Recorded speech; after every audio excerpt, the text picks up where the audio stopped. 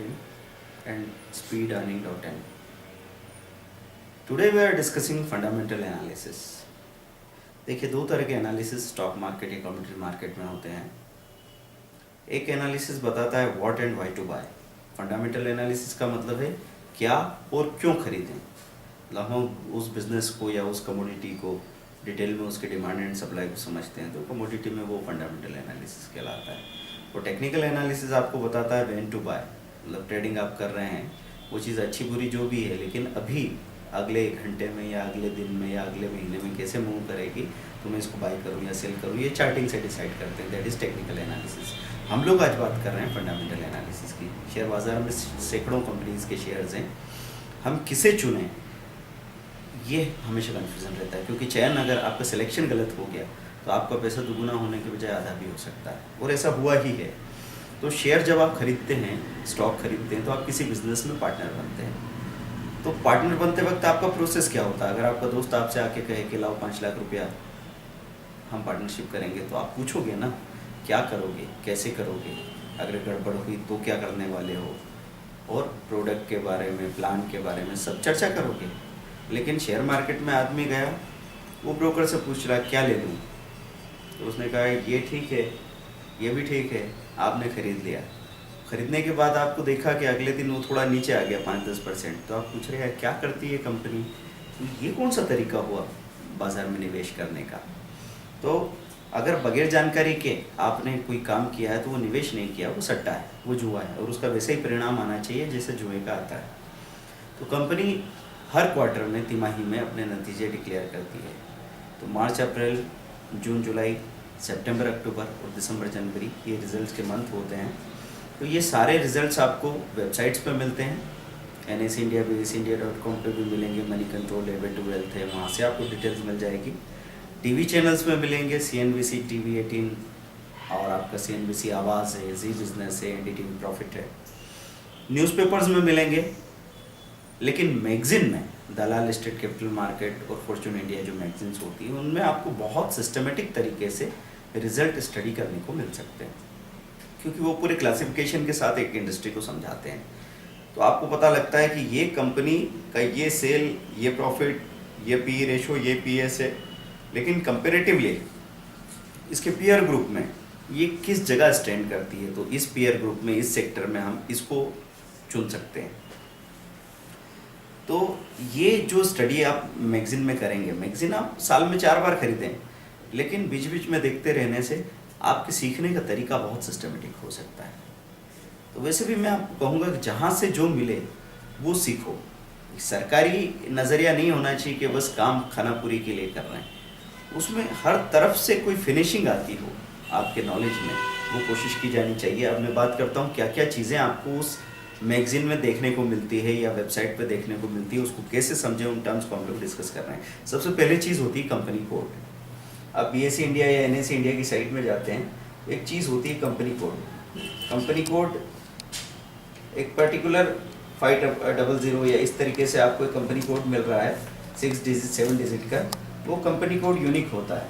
रिलायंस के नाम से कई सारी कंपनीज हो सकती है, लेकिन रिलायंस इंडस्ट्रीज़ या रिलायंस इंफ्रा या रिलायंस कैपिटल, इनका एक अलग अलग कंपनी कोड है. तो आपको कोई कन्फ्यूज़न नहीं हो सकता. तो यहाँ पे जैसे आपको स्क्रिप्ट नेम या कोड डालना होता है, तो आप उस शेयर की डिटेल पा लेते हैं. Company code. दूसरी चीज़ होती है सेल्स. कुल एक्साइज ड्यूटी सेल्स टर्नओवर में काम आती है कि कितना बिक्री हुआ एक्साइज के रिकॉर्ड में, वो सेल्स कहलाएगा. फिर दो तरह की कैपिटल होती है, एक होती है इक्विटी कैपिटल, एक होती है मार्केट कैपिटल. तो जो लेटेस्ट इश्यूड कैपिटल है, IPO आया, कंपनी ने लोगों से पैसा जुटाया प्राइमरी मार्केट में, तो जो पैसा कंपनी के पास ऑफिशियली आना चाहिए वो इक्विटी कैपिटल कहलाएगा. और जो मार्केट रेट पे शेयर लिस्ट हुआ और अभी बाज़ार में जो भाव चल रहा है, उसके हिसाब से सारे शेयर्स की वैल्यू कितनी है, मतलब total number of share into market price, वो कहलाता है मार्केट कैपिटल.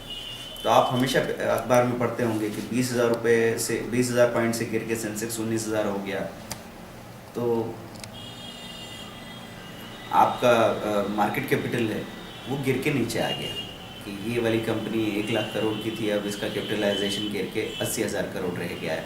या 60,000 करोड़ रह गया। इसका मतलब ये नहीं कि कंपनी के बिजनेस में कोई कमी आ गई, वहाँ कोई आग लग गई है, मार्केट वैल्यू कम हो गई है बाजार की। जैसे आप इस मकान के बारे में बात करें, आपने एक मकान खरीद रखा है, अब वो मकान तो जैसा है वैसा है ही, लेकिन मार्केट प्राइस से वो कभी 20 लाख का होता है, फिर कभी 60 लाख का हो जाए, और मंदी अगर आ जाए तो हो सकता है 50-52 में भी ना बिके, तो वो मार्केट प्राइस कहलाएगी। अब आता है प्रमोटर होल्डिंग, कि कंपनी का मालिक कौन, जिसके पास 51% से ज़्यादा की होल्डिंग हो वो मालिक कहलाता है। तो अगर कंपनी के मालिकों ने या उनसे जुड़े लोगों ने किसी कंपनी में होल्डिंग बना के रखी है तो बड़ी पॉजिटिव बात है, क्योंकि इनसाइड जो कंपनी की है, अंदर की जो हालात है उसको मालिक और उनसे जुड़े लोग जानते हैं। तो वो अगर अपनी होल्डिंग बढ़ाते हैं तो बड़ी पॉजिटिव बात है, और अगर वो अपनी होल्डिंग खाली करते हैं तो बहुत बहुत नेगेटिव बात कही जाती है, और उससे एकदम शेयर के भाव में गिरावट आती है। इसके बाद आता है book value, equity capital plus reserve upon number of equity shares. आपकी जो इक्विटी कैपिटल आई, आपने जो बाज़ार से पैसा इकट्ठा किया था, उसके बाद में आपने बिजनेस किया, उसमें जो रिजर्व बचे, धीरे धीरे वो पैसा इकट्ठा, वो चीज़ें इकट्ठी होती चली गई, और अब total number of equity share में देखेंगे कि उस कंपनी की टोटल असेट, मतलब एक कंपनी के पास टोटल असेट कितनी बन गई है, अगर वो एक एक शेयर पे बांटी जाए तो कंपनी के पास असल में कितनी संपत्ति है, उसकी असल में वैल्यू कितनी होनी चाहिए। क्योंकि कई बार तो बाज़ार में डिमांड होने की वजह से, तेज़ी की वजह से किसी शेयर का भाव अच्छा खासा हो जाता है, लेकिन हमको इसमें ये चीज़ देखनी है कि बुरे से बुरे हालत में इसकी ये वैल्यू तो निकल के आनी ही है। जैसे कोई पुराना स्कूटर है तो आप उसको बेचते वक्त बोलते हैं ना कि भाई लोहे में भी तोल दूंगा तो 1500 रुपये तो उसके आ जाएंगे, तो वो 1500 रुपये बुक वैल्यू कहलाएगा। अब आता है बोनस इश्यू, किसी शेयर पे जो बोनस शेयर्स दिए जाते हैं, कंपनी को प्रॉफिट होता है या तो वो आपको डिविडेंड दे, लाभांश के सब में वो जो पैसा नकद है वो थोड़ा थोड़ा बांटते, या बोनस इशू में वो डिविडेंड या वो लाभ इकट्ठा करते करते फिर एक्स्ट्रा शेयर आपको प्रोवाइड करती है, वो कहलाता है बोनस शेयर्स। तो बोनस हर कंपनी नहीं देती, निफ्टी या सेंसेक्स की काफ़ी कंपनीज है, एक ग्रुप की काफ़ी कंपनीज है जो बोनस देती रहती है। तो आप कभी भी ये जानना चाहें कि कौन सी कंपनी बोनस देती आई है तो आप moneycontrol.com या BSE में जाके और बोनस या राइट का हिस्ट्री देख सकते हैं क्लिक करके कि इसने इतना इतना बोनस दिया। तो विप्रो की एक ऐसी स्टोरी है कि 1980 में जिसके पास 13,000 रुपये के विप्रो थे, उनके पास आज की तारीख में 400 करोड़ के स्टॉक्स हो गए, है ना। तो वो बोनस पे डिपेंड करता है, इतने बोनस फ्रिक्वेंटली हर तीसरे साल दिए गए कि जो 100 शेयर थे वो बढ़ते बढ़ते 6 से 7 लाख के आसपास शेयर नंबर ऑफ शेयर्स हो गए थे। अब OPM, operating profit margin, total income में से टोटल एक्सपेंडिचर घटा के जो मार्जिन बचता है उसको कहा जाता है ऑपरेटिंग प्रॉफिट मार्जिन। कोई भी बिजनेस अगर हम स्टडी करेंगे तो सबसे पहले बात क्या होगी, कितने परसेंट का प्रॉफिट होता है, मार्जिन कितना परसेंट है, तो वो चीज़ यहाँ पे देखना होता है। कि दो तरह की लाइन्स होती है इन्वेस्टिंग में, एक होता है ग्रोथ इन्वेस्टिंग, एक होती है वैल्यू इन्वेस्टिंग। तो वैल्यू इन्वेस्टिंग में तो कोर बिजनेसेस आ जाते हैं, कि आपने कोई स्टील इंडस्ट्री या सीमेंट इंडस्ट्री या पावर इंडस्ट्री के शेयर खरीद के रखे हैं, तो उनके पास इतना बड़ा असेट है कि आपने जो चीज़ ली है उसका उतना वैल्यू है और वो धीरे धीरे ग्रो करेगी, उसका मार्जिन बहुत ज़्यादा नहीं होगा। लेकिन एक ग्रोथ इन्वेस्टिंग होती है कि अभी IT आया, इंफॉर्मेशन टेक्नोलॉजी आया, वो सर्विसेज प्रोवाइड कर रहे हैं, वो अगर बिजनेस चल गया तो उनके पास बहुत ज़्यादा असेट नहीं होती, लेकिन उनकी ग्रोथ कई गुना होती। जैसे आप गूगल को देखते हैं या किसी और कंपनी को देखते हैं, फेसबुक वगैरह को, तो यहाँ पे जब ये चीज़ें चल निकली तो इनका मार्जिन ही मार्जिन था, तो एकदम से जो इन्वेस्टर्स थे उनको कई गुना ज़्यादा फायदा हुआ। तो ये दो लाइंस ध्यान रखेंगे आप, growth investing and value investing. EPS, earning per share, जो नेट प्रॉफिट आया उसमें से डिविडेंड बांट दिया गया। अब जो नेट प्रॉफिट है वो दिया तो नहीं जाएगा, लेकिन अगर ये कैलकुलेट किया जाए कि अगर सारे नंबर ऑफ इक्विटी शेयर्स में इसको बांटा जाए तो उस मुनाफे की वजह से एक एक शेयर को कितनी अर्निंग हुई, वो कहलाती है अर्निंग पर शेयर। मतलब कंपनी की असल कमाई से जो शेयर को फ़ायदा हो रहा है वो दिया नहीं जाता, वो गिनने के लिए होता है कि पहले EPS 4 थी, अब 6 रह गई, अब 8.5 हो चुकी है। तो यहाँ सीधा सीधा पता लगता है कि कंपनी ग्रो कर रही है, एक ग्रोइंग कंपनी है। तो EPS बहुत इंपॉर्टेंट चीज़ है, अर्निंग पर शेयर। फिर होता है PE रेशो। पी रेशो बनता है मार्केट प्राइस बाय ईपीएस, कि अगर अर्निंग पर शेयर बढ़ा 2 से 3 गुना तो मार्केट प्राइस भी 2 से 3 गुना बढ़नी चाहिए थी। लेकिन इस तरह की डिमांड आई कि 2-3 गुना जब आपका अर्निंग पर शेयर, आपका एक्चुअल प्रॉफिट बढ़ा, तो मार्केट प्राइस बढ़ गई 30 गुना। तो ऐसे में कहा जाएगा कि 10 का पी हो गया, जहां उस शेयर की प्राइस को होना चाहिए वहां से वो 10 गुना ऊपर चल रहा है। तो जो हाई पी वाले स्टॉक्स हैं उनको आप कम क्वांटिटी में खरीदें, लेकिन उनमें पोजीशन ज़रूर बना के रखें, क्योंकि वो उस जोन में काफ़ी दिनों, काफ़ी महीनों तक रह सकते हैं। और हाई पी वाले शेयर एकदम बढ़ते हैं, मंदी आने पे एकदम गिरते हैं। फिर रिटर्न ऑन नेटवर्थ, कि अगर 200 करोड़ की कंपनी है, उसकी नेटवर्थ है, तो वो कितना कमा रही है। 20 करोड़ भी कमाया तो 10% का RONW कहलाएगा। फिर डिविडेंड परसेंटेज में, ये डिविडेंड दिया जाता है फेस वैल्यू का परसेंटेज। आपका शेयर बाजार में चल रहा हो 500 रुपये का, लेकिन अगर उसकी फेस वैल्यू 10 रुपये है, क्योंकि ऑफिशियली वो 10 रुपये की वैल्यू मानी जाएगी, लेकिन मार्केट प्राइस के हिसाब से वो 500 रुपये चल रहा है। आपको जो भी डिविडेंड मिलेगा, अगर किसी ने कहा 200% डिविडेंड, तो 500 रुपये का 200% नहीं, वो 10 रुपये का 200%, मतलब 20 रुपया पर शेयर। तो कुछ कंपनीज इतना अच्छा डिविडेंड यील्ड देती है कि आपको बैंक के ब्याज के बराबर तो शेयर के रखे रहने पे कीमत मिल जाती है, और बाद में वो शेयर भी बढ़ जाता है अच्छे से। तो ये ऐसी बात हो गई जैसे आपने कोई मकान खरीद लिया, उससे किराया मिलता जा रहा है, और बाद में मकान की वैल्यू भी 2 गुना 3 गुना हो गई, तो आप हर तरीके से फ़ायदे में रहे। हाई लो, पिछले 52 हफ्तों के हाई लो को, सबसे उच्चतम न्यूनतम स्तर को कहा जाता है 52 वीक हाई लो, और एक होता है ऑल टाइम हाई लो। अभी तक सबसे ऊंचा, सबसे निचला स्तर क्या है, वो ऑल टाइम हाई लो कहलाता है। तो 52 हाई लो तो आपको शॉर्ट टर्म के लिए या इंट्राडे के लिए भी डिसीजन लेने में मदद करता है, और ऑल टाइम हाई लो की ज़रूरत पड़ती है इसलिए कि हमने लॉन्ग टर्म में कोई इन्वेस्टमेंट करके रखा है, तो हम एक अंदाज़ा लगा सकते हैं कि वो चीज़ अल्टीमेटली कहाँ तक जा सकती है। जैसे टेक महिंद्रा का ऑल टाइम हाई आज से 5-6 साल पहले 2100 रुपये का हाई बनाया था, फिर वो गिरते गिरते 300-400 रुपये का रह गया। फिर किसी ने समझो 400 रुपये में लिया उसको, और 800 रुपये होने पे उसने बेच दिया। अब वो देख रहा है वो 1800 हो गया, और वो तो 2500 भी होने वाला है। वो इस बात पे डिपेंड करेगा कि वो 5-7 साल में अपना ऑल टाइम हाई तोड़ के चीज़ नया हाई बनाती है, और वो वहाँ से बिल्कुल नहीं दिखता। 400 रुपये से 800 रुपये आने में स्टॉक को पसीना आ जाता है, और 800 से 1800 आना बहुत आसान होता है, और 1800 से 3000 होना सबसे तेज़ी से होता है। इस तरीके से स्टॉक मार्केट बिहेव करते हैं। अब आता है CMP, करेंट मार्केट प्राइस। एक होता है बीटा वैल्यू। बीटा वैल्यू मतलब इंडेक्स के साथ में किसी शेयर का रिलेटिव मूवमेंट। कुछ शेयर्स ऐसे होते हैं कि इंडेक्स 10% चला तो वो भी 10% चले, इंडेक्स 10% गिरा सेंसेक्स या निफ्टी तो ये भी 10% गिरे, तो इनका बीटा वैल्यू 1 होगा। मतलब ये इंडेक्स के साथ साथ चलते हैं, है ना। तो एक ग्रुप के जो बड़े बड़े लार्ज कैप या ब्लू चिप शेयर्स हैं उनका बीटा वैल्यू 1 हो सकता है। फिर कुछ स्टॉक्स ऐसे होते हैं कि इंडेक्स चला 10% तो ये भाग गए 15 से 20%, इंडेक्स गिरा 10% तो ये 15 से 20% गिर गए, तो इनका बीटा वैल्यू 1.5 या 2 कहलाएगा। जिनका beta value high beta stocks कहलाते हैं, उनमें स्विंग ट्रेडिंग, मतलब आपने 2-4 दिनों के लिए बॉटम में उठाया और फिर ऊपर बेचा तो ज़्यादा पैसा मिल जाता है। या फिर कॉल पुट के लिए हाई बीटा वाले शेयर्स बहुत बेहतर माने जाते हैं, और ट्रेडिंग के लिए लो बीटा वाले शेयर बुरे माने जाते हैं। इन्वेस्टमेंट के लिए अच्छे हैं। लो बीटा वैल्यू वाले शेयर आपने 5 लाख रुपए लगा के रखे हैं, अब NTPC जैसा कोई डिफेंसिव स्टॉक है, तो आपको 5 लाख का 480 450 देखना मिले 10% तक माइनस है, तब तक तो ठीक है। अगर वो 5 का 2.5 दिखा दे तो आदमी की हालत ख़राब हो जाए। तो लो बीटा वाले स्टॉक इन्वेस्टमेंट के लिए अच्छे हैं, हाई बीटा वाले स्टॉक ट्रेडिंग के लिए अच्छे हैं। आपको देखने को मिलता है मैगजीन में TTM, ट्रेलिंग 12 मंथ, मतलब पिछले 12 महीने।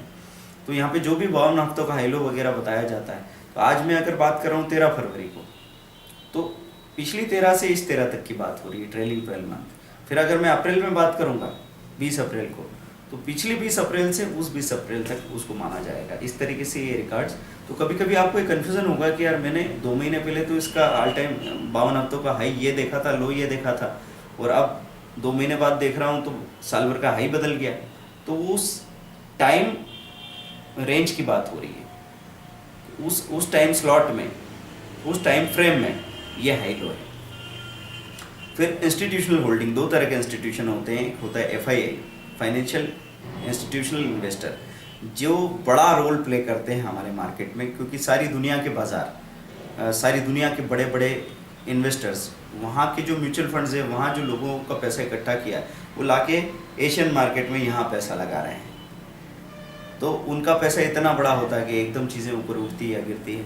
दूसरे होते हैं हमारे डोमेस्टिक इंस्टीट्यूशन, यहाँ के म्यूचुअल फंड जो यहीं के लोगों का पैसा इकट्ठा करके बाजार में डाल रहे हैं।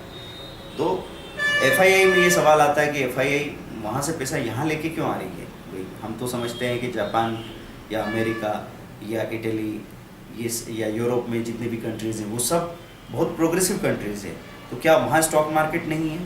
नहीं, वहाँ भी है, लेकिन एक पैसा बढ़ाने वाला इंस्टीट्यूशन तो हमेशा पूरे ग्लोब में ये देखता रहता है कि अभी किस गति से चीज़ें बढ़ेगी।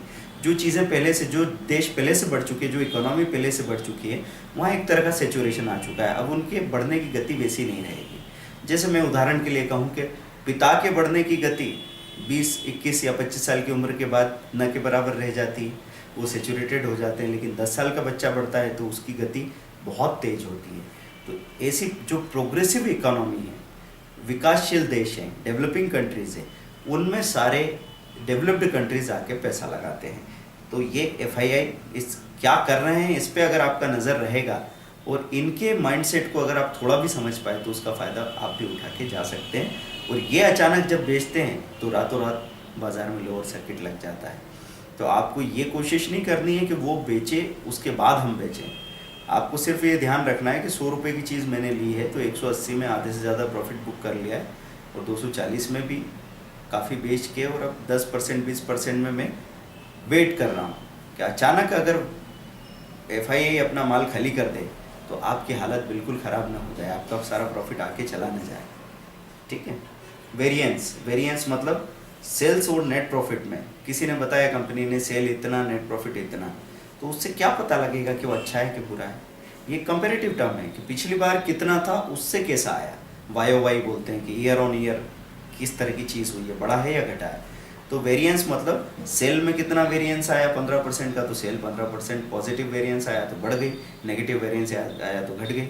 ऐसे ही नेट प्रॉफिट में वेरिएंस आना चाहिए खास तौर से। सेल तो कितनी भी बढ़ जाए तो नुकसान करने वाले की भी सेल बढ़ सकती है, क्योंकि आप 100 रुपये का शर्ट लेके आए और 95 रुपये में बेच रहे हैं, जितना ज़्यादा बेचेंगे उतना ज़्यादा नुकसान होगा। तो मेन चीज़ होती है नेट प्रॉफिट कितना बढ़ा। तो वेरिएंस यहाँ पे देखा जाता है। नेगेटिव वेरिएंस कंपनी के लिए अच्छा नहीं माना जाता है। कहीं कहीं पे आपको रिजल्ट्स में यू लिखा होता है। यू का मतलब होता है अनऑडिटेड, मतलब अभी ये टेंटेटिव आंकड़े हैं, जब ऑडिटेड आंकड़े आएंगे तो बिल्कुल फिक्स रियल एक्चुअल आंकड़े आप देखने को मिलेंगे। फिर होता है एक्स बोनस के बाद की प्राइस, CB बोनस के पहले की प्राइस। कई लोग ऐसे धोखा खा जाते हैं कि कहीं पता लगा आपको कि ये शेयर है 1000 रुपये का, अभी इसमें फ्राइडे को एक पे एक बोनस मिलने वाला है, तो आप उसको लेके बैठ गए। अब उसमें बोनस मिलने तक एक मूवमेंट आ सकता है कि वो 1000 का 1100 आए, तो उस वक्त बेच के आपको बाहर हो जाना चाहिए। पर जो अनजान लोग हैं वो बैठे रहते हैं, तो उनको लगता है 1000 के 2000 हो जाएंगे। ऐसा नहीं है। जब 1000 रुपये का शेयर बोनस दिया जाएगा तो 500 साढ़े 500 रुपये का रह जाएगा और वो गिर के फिर 450 भी हो जाएगा।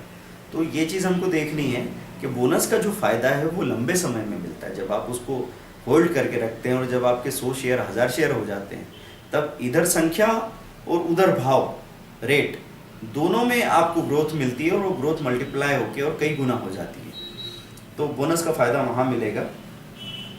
कुछ चीज़ें आपको देखने को मिलेगी रिकमेंडेशन में, B buy, H hold, S sell, SW switch, और एक होता है BTST buy today sell tomorrow, STBT sell today buy tomorrow. तो इस तरीके से आपको जो टेबल है वो टेबल देखने को मिलती है आपके फाइनेंशियल मैगजीन्स में। इसमें नेम, ईयर एंडेड, कौन सी ईयर कौन से क्वार्टर का रिजल्ट है, equity capital, promoter holding, sales, operating profit margin, net profit, dividend, EPS, book value, beta value, high low, price, P ratio और रिकमेंड देखने को मिलती है। तो फंडामेंटल एनालिसिस एक्चुअली थोड़ा टिपिकल सब्जेक्ट होता है। जब भी हम लोग क्लासेस लेते रहे पिछले 9 सालों में, तो इस चैप्टर पे लोगों को झपकी आने लगती थी, क्योंकि वो उनको थोड़ा भारी लगता था। हमने कोशिश की है कि इसको इतना सिंप्लीफाई करके समझाएं कि एक आम आदमी फंडामेंटल एनालिसिस का एक सही आउटलाइन ले सके। Thank you very much. कोई डाउट हो तो आप हमको कॉल कर सकते हैं।